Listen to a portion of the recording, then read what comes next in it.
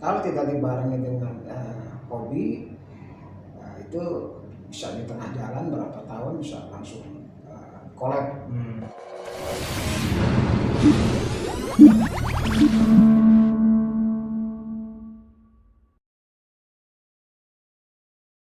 Assalamualaikum warahmatullahi wabarakatuh, sahabat PTD TV. Kita kembali lagi dalam bincang santai. Kali ini kita kedatangan tamu yang sangat istimewa di sore hari ini ya. Beliau adalah Bang Ilham Darmawan yang merupakan owner salah satu media daring atau media online, yaitu edisi.co.id. Yang insya Allah dalam hari ini kita akan mengupas tentang media dan akan berbagi pengalaman dari Bang Ilham seputar kemediaan. Assalamualaikum Bang Ilham. Waalaikumsalam warahmatullahi wabarakatuh. Alhamdulillah baik. Alhamdulillah. Ini luar biasa kesempatan kali ini karena kita berbicara langsung dengan ownernya ya. Biasanya mungkin kita dengan redaktur ya Bang, dengan Bimra, tapi ini ownernya langsung. Luar biasa. Nah, kita akan mengupas lebih dalam tentang media dengan Bang Ilham. Terutama hari ini sudah sangat banyak sekali media ya, sudah seperti belantara media ya. Betul.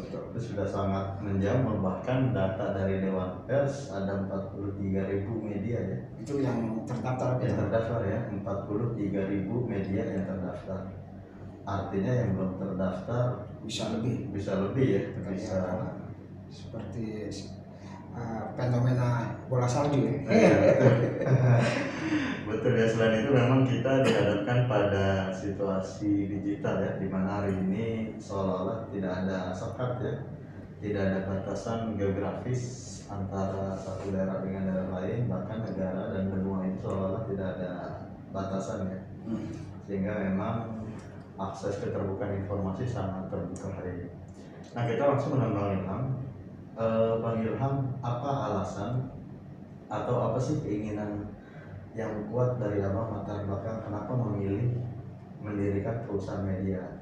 Tidak misalkan memilih untuk mendirikan UMKM yang sekarang sedang menggeliat ya, ekonomi masyarakat dan lain sebagainya. Tapi kenapa lebih memilih media sebagai produk perusahaan? Ya. Memang seperti yang tadi Bang Juli bilang, kondisi media sekarang itu sangat banyak di media online ya, menjamur di mana-mana. Jadi terkait dengan edisi, pendirian edisi tersebut adalah berdasarkan dari hobi. Hobi kita ketahui, kalau saya pribadi berpandangan dalam bisnis media itu kalau tidak disertai dengan hobi itu akan sulit untuk berkembang. Karena kita ketahui kondisi manajemen atau kondisi finansial saat ini itu iklan kita agak sulit ya mendapatkan porsinya. Pada dasarnya itu kalau kita mendirikan media, bagi saya pribadi mungkin orang-orang juga punya motivasi atau berpandangan lain itu mereka, tapi kalau saya pribadi adalah berdasarkan suatu hobi, suatu kesenangan. Karena bagaimana kita bisa menjalankan suatu pekerjaan yang disertai dengan hobi, insya Allah di situ kita akan menemukan suatu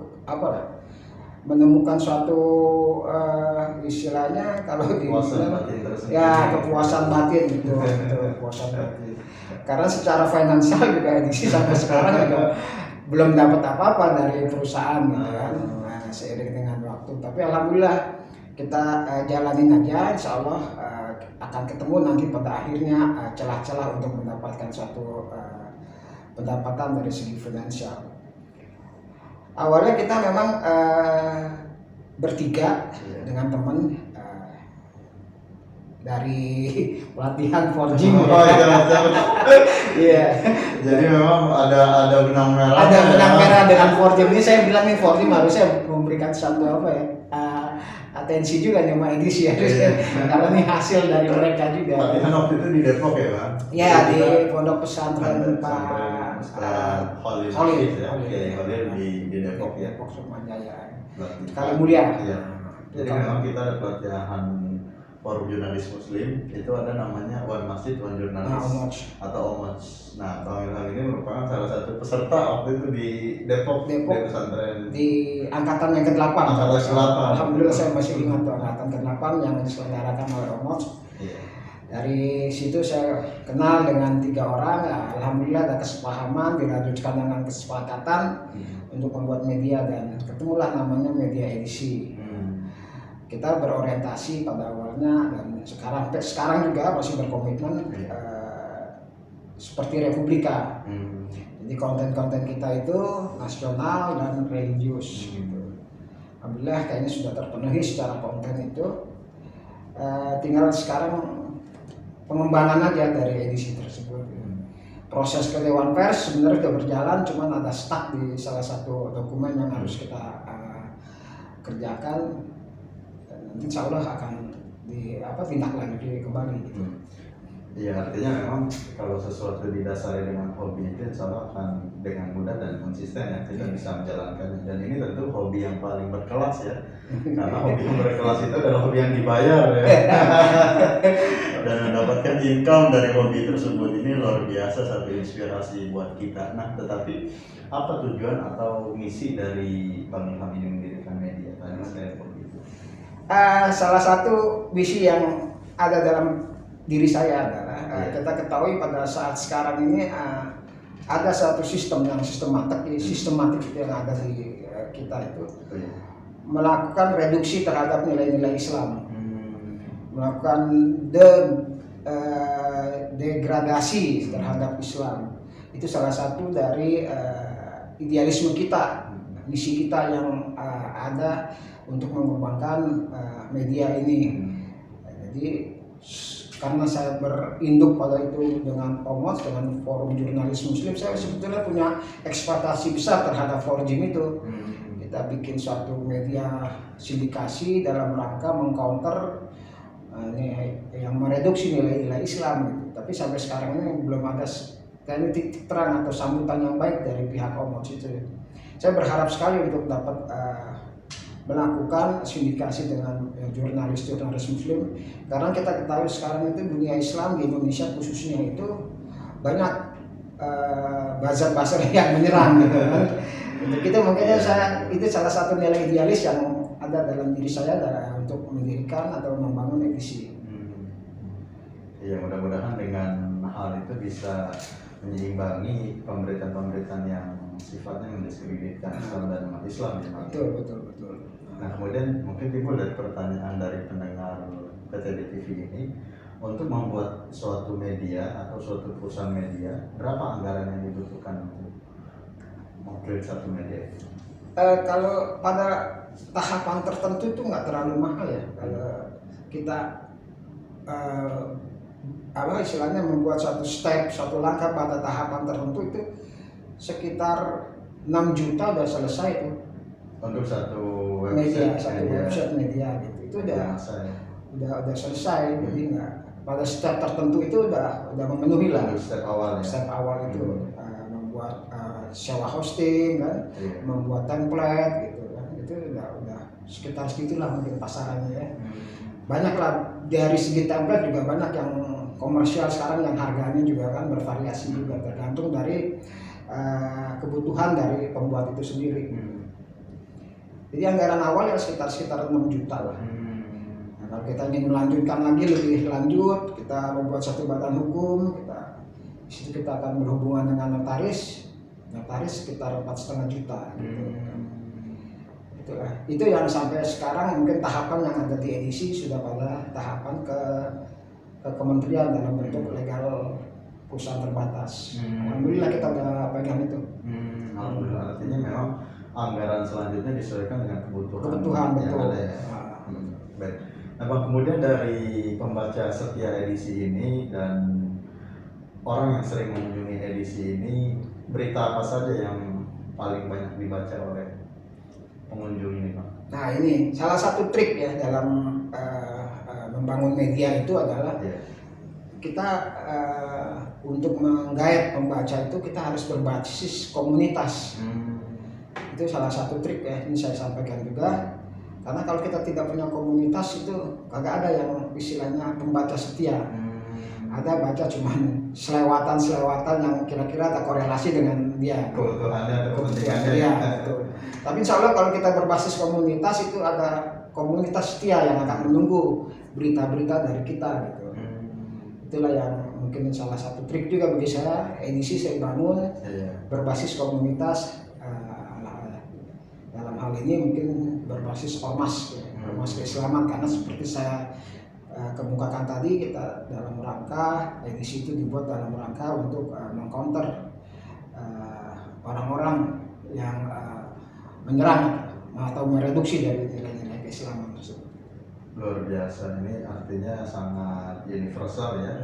Selain itu juga sangat bermakna bagi pembaca ya, karena kontennya pun tidak hanya dalam satu sisi tertentu ya, ada berbagai hal yang dicakup dari edisi itu sendiri. Iya, betul. Nah, kemudian untuk terakhir, pesan dan kesan termasuk saran ataupun masukan bagi masyarakat umum, terutama memang praktisi media, agar bijak dalam bermedia seperti apa dan bagaimana? Terhadap masyarakat ya, saya pada umumnya saya untuk menyikapi hal-hal yang sekarang memang sepertinya dunia apa istilahnya dunia komunikasi atau dunia sosial itu agak sedikit terganggu karena adanya satu komunitas yang dikoordinir dalam rangka memblow up, dalam rangka memframing satu sisi dalam rangka menjatuhkan. Itulah yang sekarang itu kondisi sosial masyarakat kita ada seperti itu, buzzer lah istilahnya. Dan itu sekarang itu buzzer itu bukan pekerjaan yang tanpa nominal, itu komersial sekali pekerjaannya, dan dia pertaruhkan diri dia untuk menjelekkan atau untuk menjatuhkan seseorang karena demi uang atau demi rupiah itu. Itulah masyarakat harus selalu berhati-hati, tidak langsung menerima suatu berita, kita mengcounter atau mengecek lagi. Seperti kemarin juga yang kejadian itu ibadah haji, terkait dengan pembatalan ibadah haji. Itu sebelum pihak Saudi Arabia memberikan satu penjelasan klarifikasi, itu banyak sekali yang istilahnya mencela atau menjelek-jelekan itu Kementerian Agama gitu kan. Begini itu Malaysia kok dapat 10 juta tambahan kuota. Itu kita juga harus di dalam hal ini kita harus bersikap istilahnya bijak dan netral gitu. Tapi setelah dijelaskan oleh pihak Saudi itu bahwa tidak satu pun sampai saat ini sebelum klarifikasi itu keluar yang diberikan jatah kuota haji gitu. Dari situlah kita jelas lah permasalahan tentang ibadah haji gitu. Jadi sekali lagi pada masyarakat untuk tidak langsung menelan mentah-mentah gitu ya. Karena berita itu kadang berproses itu.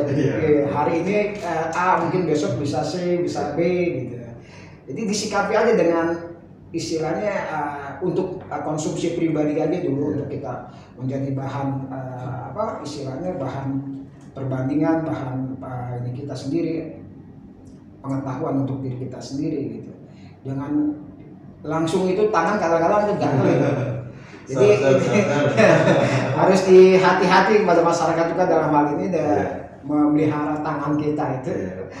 Dikit-dikit share gitu. Apapun itu share gitu. Itu saya pikir perbuatan yang kita bijak. Makanya kalau ada apa-apa tuh kita tahan aja dulu itu berita itu sampai pada satu saat akan muncul itu kebenaran gitu. Saya rasa itu aja. Luar biasa, ternyata ada gium saling sebelum sharing itu sangat bermakna sekali dan sangat harus dijalankan oleh masyarakat ya. Asas verifikasi, kemudian konfirmasi dan sebagainya. Luar biasa, tanpa perpanjang ini luar biasa kita sudah menjalani perbincangan yang cukup mendalam media. Tapi karena dibatasi oleh waktu juga, mungkin soal kita lanjut di kesempatan berikutnya. Insya Allah. Terima kasih Bang Adi atas waktunya. Mudah-mudahan kita jumpa di kesempatan. Sahabat PTD TV, insya Allah kita jumpa lagi di kesempatan dengan tema dan konten. Assalamualaikum warahmatullahi wabarakatuh.